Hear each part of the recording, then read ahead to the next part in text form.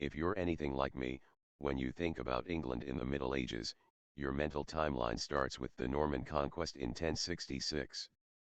Ever since I read Canadian journalist Thomas Costain's series of books on William the Conqueror and his descendants through the War of the Roses, I've always been fascinated by that era of English history.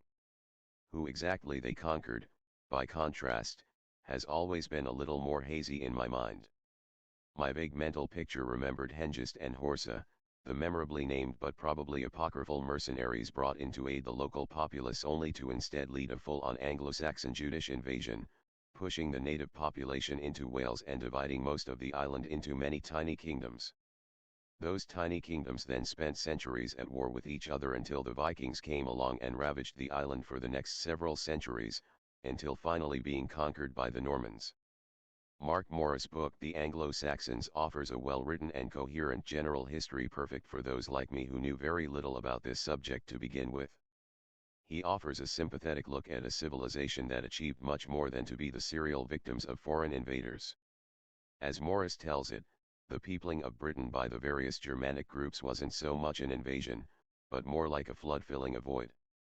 Civil society had already collapsed, towns had already depopulated, and consequently organized Christianity, based on urban bishoprics, had been severely weakened.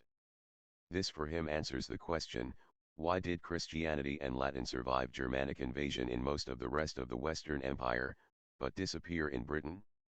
The population wasn't wiped out, or flee into Wales, but was absorbed into a more dynamic culture. The first century of the Anglo-Saxon era lacks the kind of detailed contemporaneous histories that can add details to a larger story, so Morris turns to literature to illuminate the era. He uses the poem Beowulf to describe the type of hall-based society, the drinking and gift-giving and storytelling that would have been familiar to the Anglo-Saxons' homeland. He dismisses later historians like the 12th century Henry of Huntingdon who had established the idea of 7 Anglo-Saxon kingdoms as an anachronism, and questions the earliest entries in the Anglo-Saxon Chronicle which repeat Bede's tale of the famous Hengist and Horsa.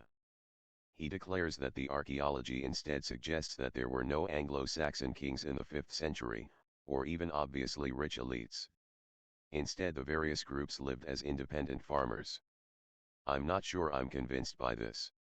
Egalitarian societies without some sort of sovereign authority are rare, though I suppose the early years of Icelandic society might be a relevant comparison. According to him, kings and elites appeared sometime in the late 6th century. How and why aren't very clear. States like Wessex, Essex, Mercia, and Northumbria then began to compete with each other and whose fortunes were tied to the personal rule of charismatic kings. One mystery Morris isn't able to solve is why the Anglo-Saxons, with the 8th century Mercian king Offa being the most notable, were so keen on building dikes. These long man-made hills overlooking ditches could run for dozens of miles. But were they built to delineate political boundaries, to protect against invasion, to frustrate cattle raids, or to display the wealth and power of the kings who ordered their construction? Or some combination? Apparently historians are still unsure. Offa himself, though a very powerful king, unfortunately did not have a contemporary chronicler to provide details into his reign. Or at least not one that has survived. Better served by the written sources is the famous Alfred the Great, a central figure in the development of the English state. The wars with the Viking raiders of course makes for interesting reading. We leave behind the confusing rising and falling fortunes of the various Anglo-Saxon kingdoms, and begin to see the beginnings of a united English nation. As the raids became larger, and developed into great invading armies, they eventually destroyed almost all the Anglo-Saxon kingdoms.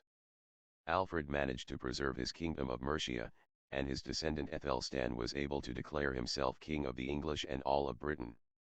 Of course the Danes returned and King Nut ruled a North Sea empire which included England, but soon after his death, an Anglo-Saxon, Edward the Confessor, once again ruled England.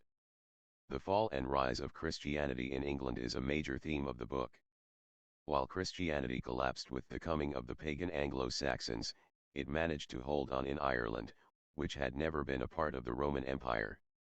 The Irish however preserved an idiosyncratic Christianity, cut off from the Bishop of Rome. The competition of the continental-minded Saint Wilfrid with the Irish Church for the direction of the development of English Christianity included a dramatic synod deciding when to celebrate Easter. Wilfrid won out and the English Church thereafter grew closer to Rome and the continent. Further developments in the Church, the spread of monasteries, and the career of Saint Dunstan detail how intimately tied to politics and various royal families the Church became, in contrast to the ostentatiously modest Irish Church.